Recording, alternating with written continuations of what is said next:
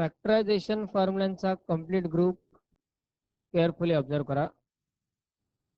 Left साइडला sine C plus sine D, sine C minus sine D, cos C plus cos D, cos C minus cos D. दोन trigonometrical रेशोच्या addition आणि सबट्रॅक्शनच्या term left साइडला आहेत आणि right साइडला दोन ट्रिगोनोमेट्रिकल रेशोचा प्रोडक्ट आहे, मल्टिप्लिकेशन आहे.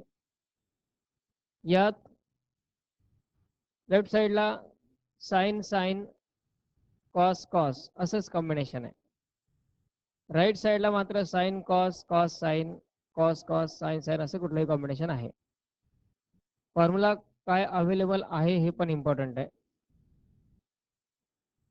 यामध्ये एक्झाम्पल आहे आपलं, prove that sine 40 minus cos 70 equal to √3 into cos 80. यामध्ये लेफ्ट साइडला दोन्ही टर्म साइनच्या किंवा दोन्ही टर्म कॉसच्या नाहीत, त्यामुळे डायरेक्ट आपण फॅक्टरायझेशन फॉर्म्युला इथे नाही यूज करू शकत. यात जर आपण लेफ्ट हँड साइड आधी कन्सिडर केली, साइन 40 मायनस कॉस 70, दोन्ही टर्म साइन पाहिजेत किंवा दोन्ही टर्म कॉस पाहिजेत. मग एकतर आपल्याला साइनचं कन्व्हर्जन कॉसमध्ये करावं लागेल किंवा कॉसचं कन्व्हर्जन साइनमध्ये. काही ठिकाणी दोन्ही पॉसिबल होतं, दोन्ही सुटेबल राहतं.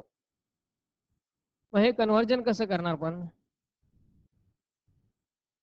कन्व्हर्जन कसं करणार?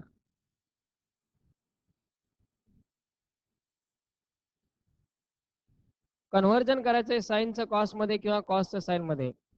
हे पॉसिबल आहे फक्त अलाइड अँगल फॉर्म्युलानुसार, आणि अलाइड अँगल फॉर्म्युलामध्ये 90 किंवा 270चा वापर केला तरच. मग आता इथे समजा आपण साइन 40 तसाच ठेवला, मायनस कॉस 70 आहे, 70लाच आपण 90 मायनस 20 असं लिहू शकतो. 70 डिग्री म्हणजेच 90 डिग्री मायनस 20 डिग्री.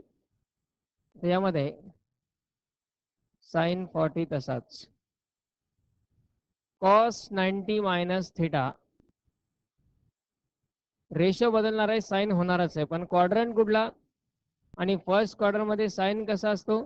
पॉझिटिव्ह असतो, पण इथे मध्ये एक मायनस आहे, त्याच्यामुळे तो काय होईल? Minus sine 20. आणि आता इथे आपण sine C minus sine D चा फॉर्म्युला यूज करू शकतो. Sine C minus sine D equal to काय? 2 cos C plus D upon 2 into sine C minus D upon 2. Sine C minus sine D sine 40 minus sine 20 या स्वरूपात term आहे. यालाच 2 cos 40 plus 20 upon 2 into sine 40 minus 20 upon 2 असा result आपण use करू शकतो. C equal to 40 आणि D equal to 20. Sine C minus sine D 2 cos C plus D upon 2 म्हणजेच 40 plus 20 upon 2 into sine C minus D upon 2 म्हणजेच 40 minus 20 upon 2. काय येईल त्या रिझल्टनुसार? मग 2 कॉस 40 प्लस 20 म्हणजे 60 अपॉन 2 इंटू साइन 40 मायनस 20 म्हणजेच 20 upon 2. 2 cos 60 upon 2 म्हणजे 30 into sine 10. Cos 30 हा स्टँडर्ड अँगल आहे, 2 इंटू कॉस 30 ची किंमत √3/2. कॉस 30 ची किंमत आणि पुढे आहे साइन 10 म्हणजे इक्वल टू मिळाला √3 इंटू साइन 10. पण आपल्याला साइन 10 पाहिजे का नाही, काय पाहिजे, कॉस 80 पाहिजे. पुन्हा कन्व्हर्जन करावं लागेल. मग कन्व्हर्जन करत असताना इथे साइन 10 लाच आपण 90 मायनस 80 असं लिहू शकतो. साइन 90 मायनस थिटा म्हणजे cos theta, that is equal to right hand side.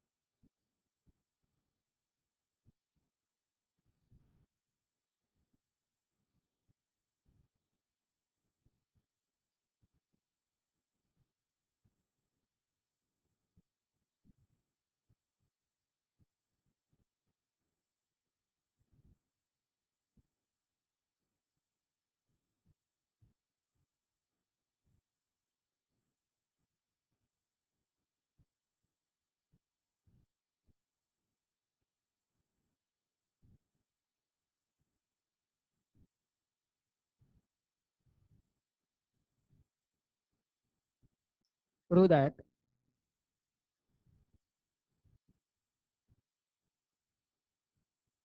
cos 27 plus cos 93 degree plus cos 147 equal to 0.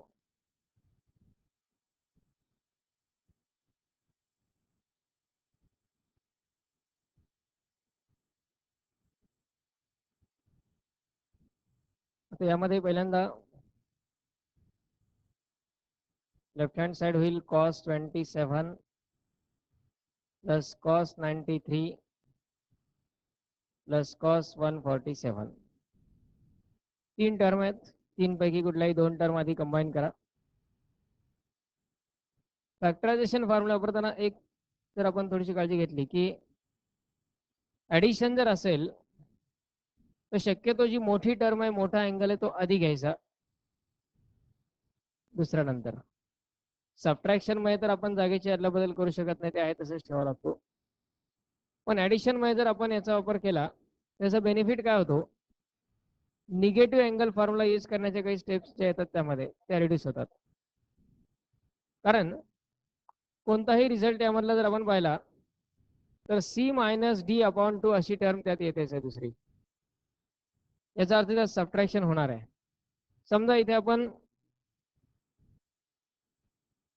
Sign 20 आधी असता 40 नंतर असता तर काय झालं असतं 20 मायनस 40 म्हणजे मायनस झाला असता. निगेटिव्ह अँगल फॉर्म्युला यूज करायला लागला असता. पण इथं मायनस मध्ये इथं असल्यामुळं याला काही इंटरचेंज करता येणं शक्य नव्हतं आणि त्याची गरजही नव्हती. ऑलरेडी हा पहिला अँगल मोठा होता तिथं. यामध्येही पहा cos C plus cos D चा फॉर्म्युला आपण पहिल्या दोन टर्म साठी यूज केला. तर 27 मायनस 93 ही एक निगेटिव्ह टर्म येणारच आहे.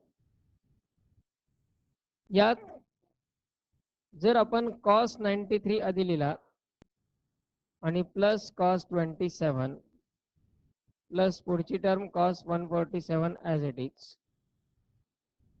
पहिल्या दोन टर्म मध्ये cos C plus cos D चा फॉर्म्युला वापरा. फायनल रिझल्ट मध्ये वगैरे फार इफेक्ट होत नाही त्याचा. Cos C plus cos D म्हणजे 2 cos c plus d upon 2 into cos c minus d upon 2.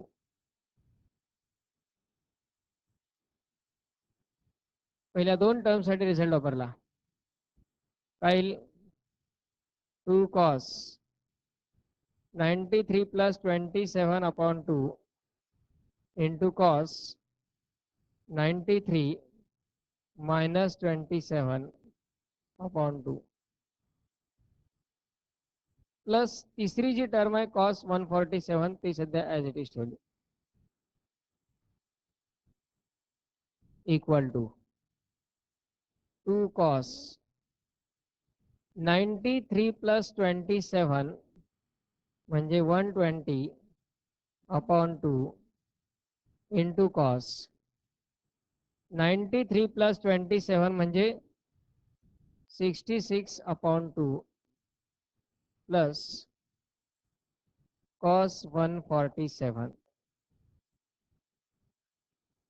Equal to 2 cos 120 upon 2 म्हणजे 60 इंटू कॉस 66 अपॉन 2 म्हणजे 33 प्लस कॉस 147.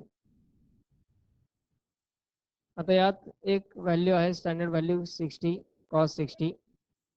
कॉस 60 ची किंमत काय 1/2 into cos 33 plus cos 147 as it is.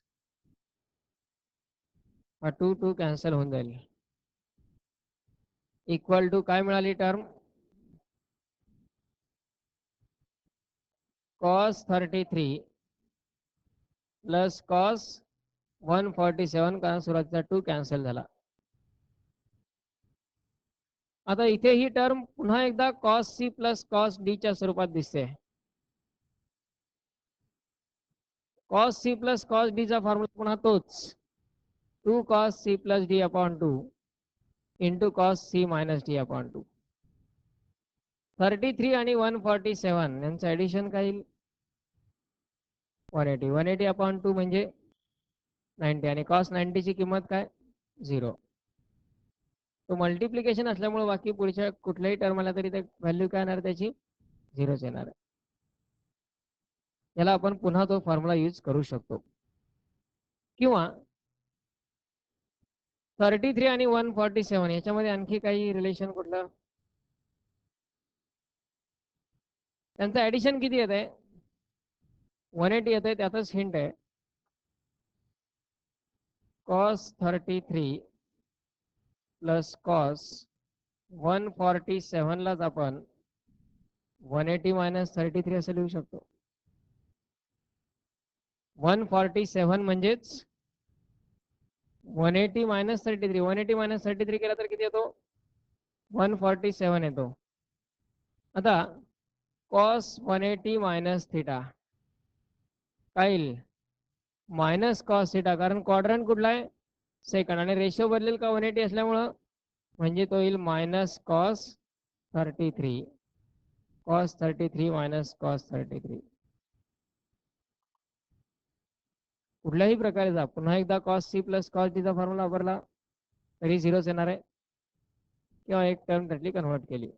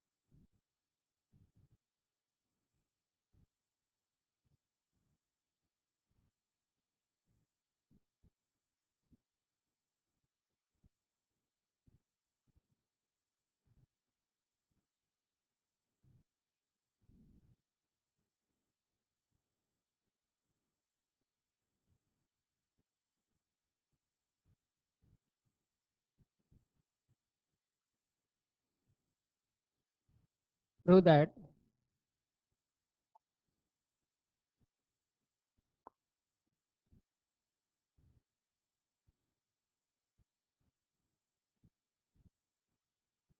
sin 10 degree plus sin 50 degree minus sin 80 plus sin 140 degree equal to root 2 into sin 25 equal to root 2 into sin 25.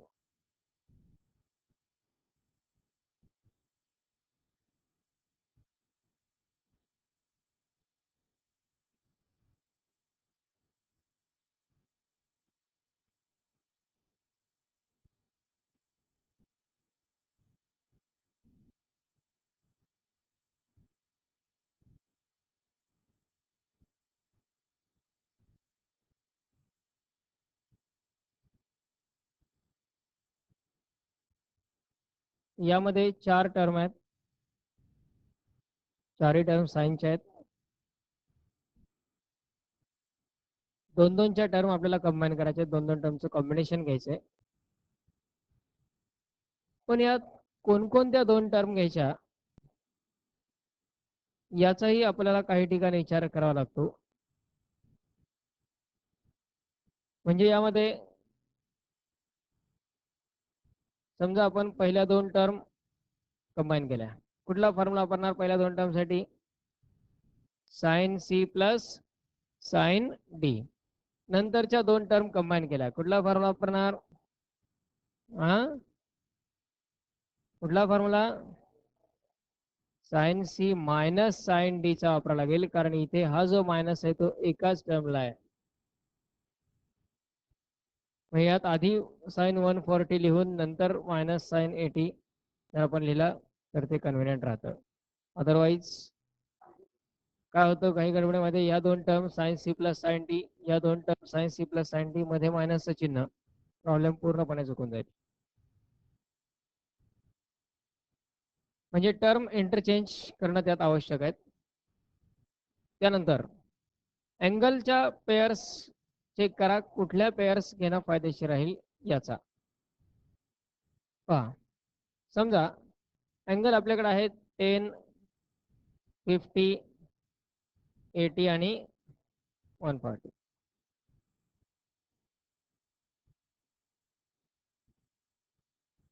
C plus D upon 2 आणि C minus D upon 2 अशा term येतात factorisation फॉर्म्युलामध्ये, याचा आपल्याला अंदाज आहे. जर आपण समजा हे दोन घेतले, ते साइन येतील कॉस येतील फॉर्म्युलानुसार, पण सी प्लस डी अपॉन 2 आणि सी मायनस डी अपॉन 2 या दोन टर्म तर कुठल्याही फॉर्म्युलात आहेच आहेत. 50 आणि 10 यांचं ॲडिशन 60 अपॉन 2 म्हणजे काय येतो, 30 येतो. 50 मायनस 10 40, 40 अपॉन 2 म्हणजे 20 येतो.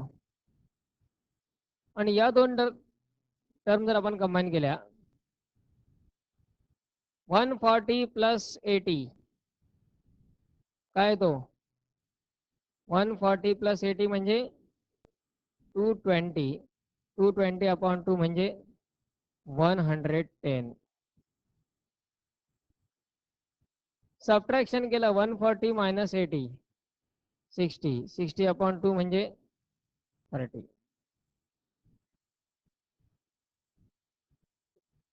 आता यात या दोन टर्म 10 आणि 50, 80 आणि 140 घेतल्यानंतर असे अँगल आपल्या पुढे चालून मिळणार आहेत. यात आपण थोडासा विचार करा, 30 असणाऱ्या टर्मच्या ठीक आहे, स्टँडर्ड अँगल आहे, त्याच्या किमती टाकता येतील किंवा जर रेशो सारखे आले तर कॉमनही घेता येतील. राहिला प्रश्न या 20 आणि 110चा. यातही फरक आहे, 110 ला आपण 90 प्लस 20 असं लिहू शकतो, 20 मध्ये अँगल येतील, पण येणाऱ्या सगळ्या व्हॅल्यू 20 किंवा 30 यामध्येच येतील. आपल्याला काय पाहिजे राईट साईडला, 25 हा अँगल पाहिजे. 25 अँगल येतोय का त्यामध्ये बघा, नाही येत आहे. मग पेअर्स चेंज करून पहा. अल्टरनेट घेतला, समजा 10 आणि 80 घेतला, 50 आणि 140 घेतला. आता काय होतंय पहा, 10 प्लस 80 आणि 90 अपॉन 2 म्हणजे काय, 45. 80 मायनस 10 म्हणजे 70 अपॉन 2 म्हणजे काय, 35. आता 50 आणि 140 यांचं addition 190, 190 upon 2, C plus D upon 2, 190 upon 2, 95. आणि त्यांचं सबट्रॅक्शन 140 मायनस 50, 140 मायनस 50 आणि 90 अपॉन 2, 40. जसं मागच्या पेअर्स मध्ये 30 हे अँगल स्टँडर्ड आले होते, रेशो सारखा असला तर ते कॉमन येऊ शकतील, पण एका ठिकाणी साइन 30 आला, एका ठिकाणी कॉस 30 आला, तर ते कॉमन नाही येऊ शकणार. पण त्यांच्या व्हॅल्यूज आपल्याकडे स्टँडर्ड व्हॅल्यूज आहेत अवेलेबल, 1/2 √3/2. पण या कॉम्बिनेशन मध्ये 45 असे अँगल आलेले आहेत. साइन आला काय, कॉस आला काय, साइन 45 ची किंमत, कॉस 45 ची किंमत, म्हणजे दोन्ही ठिकाणी दोन वेगळे रेशो जरी आले तरीही ते कॉमन येऊ शकतात, कारण दोघांची व्हॅल्यू किती आहे, 1/√2, आणि √2 सारखी एक टर्म आहे राईट साईडला. 1/2 किंवा √3/2 अशी कुठली टर्म आहे का, नाहीये. 30 उपयोगाचा नव्हता आपल्या. हे झालं √2चं काम. आता इथे कुठे 25 आलाय, पण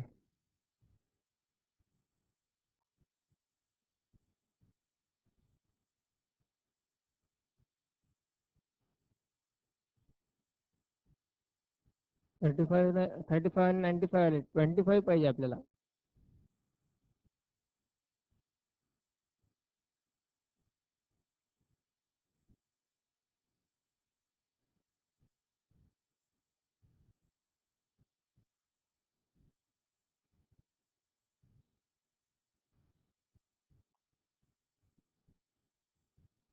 यात पुन्हा C plus D upon two C minus D upon two फॉर्ममध्ये टर्म येते.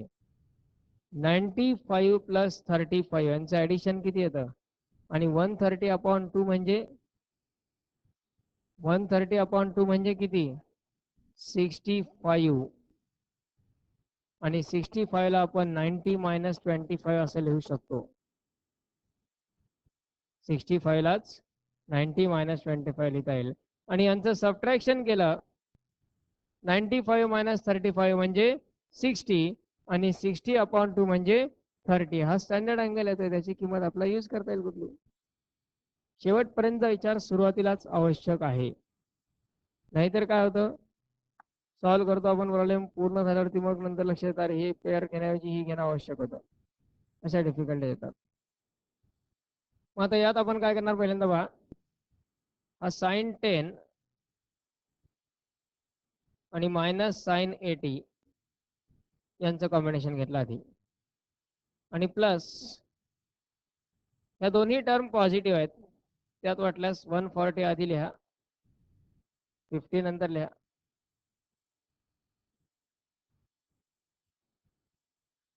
आता इथे पहिल्या ब्रॅकेटसाठी sine C plus sine D चा formula use sine C minus sine D चा फॉर्म्युला यूज करायला लागेल.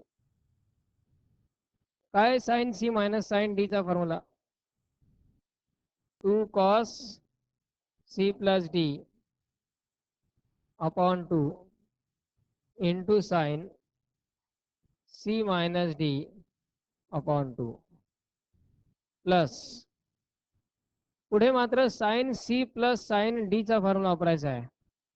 Sign C plus sine D चा फॉर्म्युला काय 2 sine C plus D upon 2 into cos C minus D upon 2.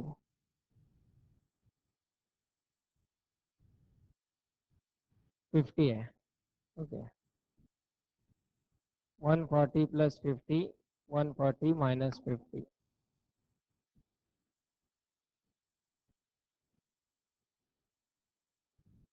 आता यामध्ये 2 cos 80 plus 10 म्हणजे 90 90 upon 2 45 into sine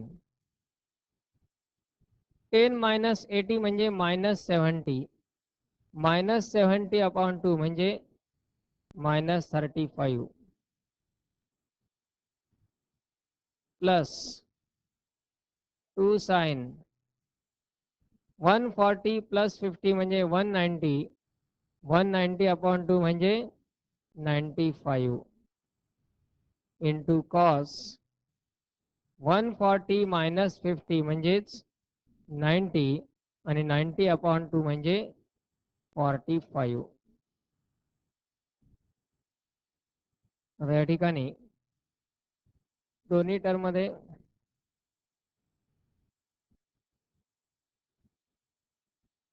two common आहे आणि कॉस 45 पण आहे, तो कॉमन घ्या. 2 cos 45 कॉमन घेतला. पहिली टर्म साइन ऑफ मायनस 35 त्याला निगेटिव्ह अँगल फॉर्म्युला वापरावा लागेल. साइन ऑफ मायनस थिटा म्हणजे minus sine 35 plus sine of 95 as it is plus sine 95. बघा आकडे तशाच प्रकारचे आलेत का 45 45 35 95. कॉस 45 ची किंमत काय 1/√2. आता इथे काय करा पॉझिटिव्ह टर्म अगोदरल्या निगेटिव्ह नंतर म्हणजे साइन 95 मायनस साइन 35. ब्रॅकेटच्या बाहेरचं सिम्प्लिफिकेशन लगेच आपण घेऊ शकतो सायमल्टेनियस. या 2 लाच आपण √2 इंटू √2 असं लिहू शकतो 1/√2 तसाच. आणि आता पुढे sine C minus sine D चा फॉर्म्युला आहे.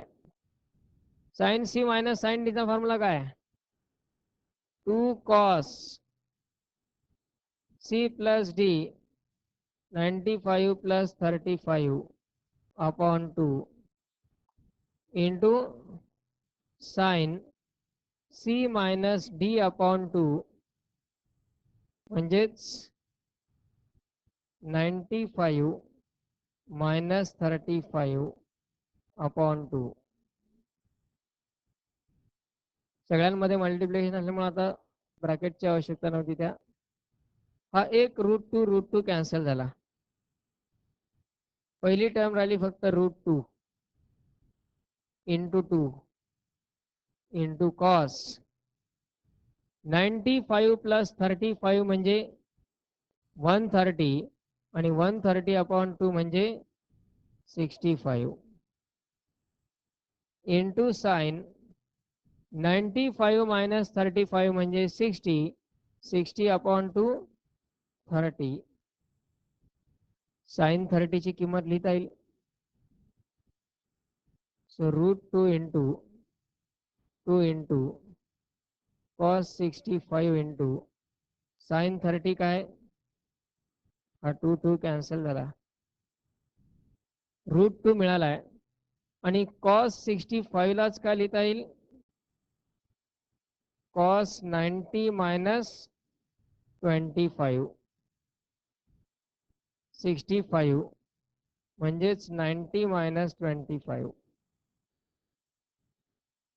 √2 इंटू कॉस 90 मायनस थिटा म्हणजे sine theta, that is sin 25 is RHS.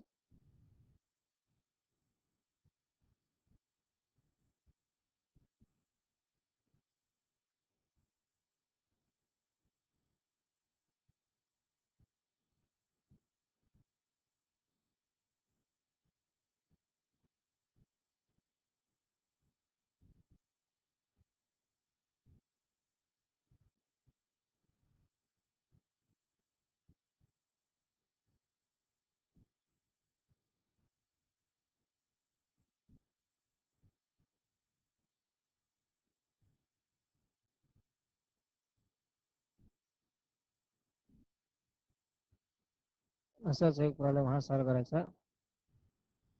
cos 20 plus cos 10.